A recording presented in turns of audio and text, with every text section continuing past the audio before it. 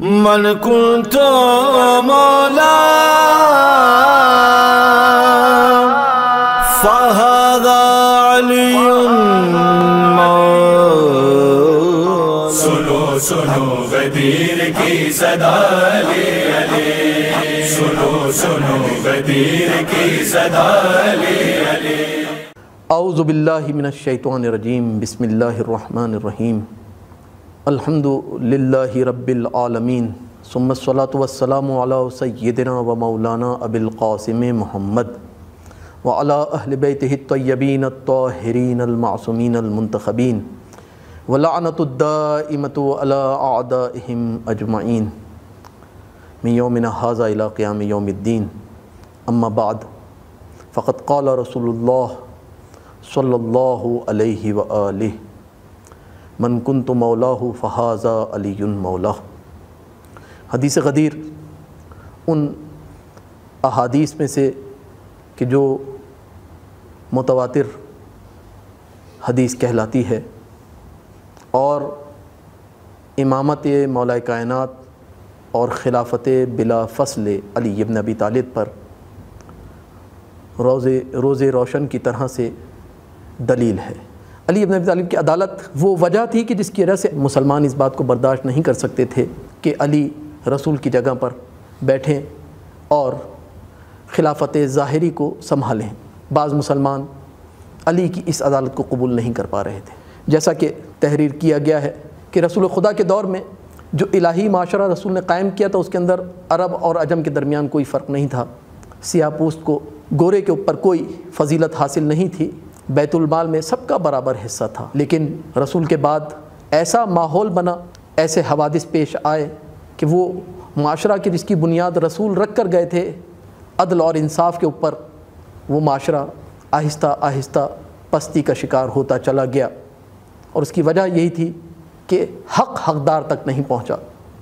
اور کسی نے پوچھا کہ کیوں حدیث غدیر پر عمل نہیں ہوا، تو کہنے والے نے یہی کہا کہ عرب علی ابن ابی طالب کی عدالت کو برداشت نہیں کر سکتے تھے کہ یہ حق ان کے حوالے کریں، کیونکہ جانتے تھے کہ اگر حق خلافت علی کے پاس چلا گیا تو بیت المال سب کے درمیان برابر تقسیم ہوگا. اور اس کی مثالیں ملتی ہیں کہ تاریخ میں آنے والے آتے رہے، اگرچہ اپنے عزیز تھے، مولا کائنات سے زیادہ حصہ طلب کیا، لیکن مولا کائنات نے عدل الہی کو معاشرے میں جاری کیا اور عدل پر عمل کرتے ہوئے کہا کہ میں علی ابن ابی طالب تمام مسلمانوں کا خلیفہ ہوں، میں اس بیت المال میں سے تمہیں تمہارے حصے سے زیادہ نہیں دے سکتا.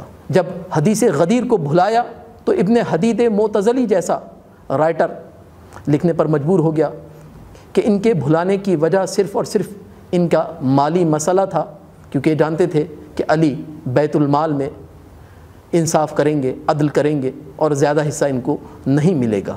اور یہ علی کی عدالت تھی کہ جو مالی معاملات کے اندر بھی علی عدل کرتے تھے اور حدود کو جاری کرنے میں بھی علی عدل کرتے تھے.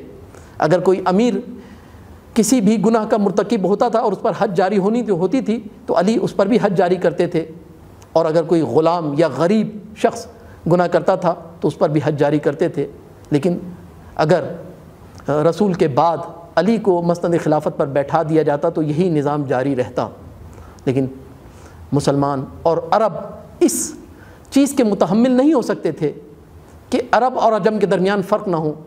وہ چاہتے تھے کہ عرب کو فضیلت دی جائے عجم کے اوپر، اور اگر عرب کوئی جرم کرے تو اس کو معاف کر دیا جائے، اور عجم اگر کوئی جرم کرے تو اس کو سزا دی جائے. اور آقا اگر کوئی ظلم کرے اپنے غلام کے حق میں تو اس کو معاف کر دیا جائے، لیکن اگر غلام کوئی جرم کرے تو اس کے اوپر حد جاری کی جائے، اس کو سزا دی جائے. یہ تفاوت یا یہ تبعیض یا یہ اختلاف علی کے علاوہ سب کر سکتے تھے، علی نہیں کر سکتے تھے. پس حدیث غدیر کو بھلا دیا گیا کیونکہ عدل جاری نہ ہو سکے. عزیزان محترم، آج ہمارے معاشرے میں بھی عدل کی کمی ہے کہ ہم اپنے فیملی ممبران کے درمیان عدل نہیں کرتے، حقدار کو اس کا حق نہیں دیتے. کئی مقامات پر ہمارا معاشرہ عدل سے عاری ہوتا جا رہا ہے. ہمیں اگر اپنے وقت کے امام کی نصرت کرنی ہے تو ہمیں اپنی زندگی میں عدل لانا ہوگا تاکہ ہم وقت کے امام کی امامت کو قبول کر سکیں، اور یہ اسی وقت ہوگا کہ جب ہم عدل کو قبول کریں گے اور اپنی زندگی میں عدل اور انصاف کو لے کر آئیں گے۔ یہ معاشرہ سازی، یہ الہی معاشرہ، یہ غدیری معاشرہ اسی وقت وجود میں آئے گا کہ جب ہم عدل کو اپنے وجود میں بھی داخل کریں اور اپنے اطراف میں دیگر افراد کی نسبت بھی عدل کر سکیں۔ والحمدللہ رب العالمین۔ سنو سنو غدیر کی صدا علی علی، سنو سنو غدیر کی صدا علی علی۔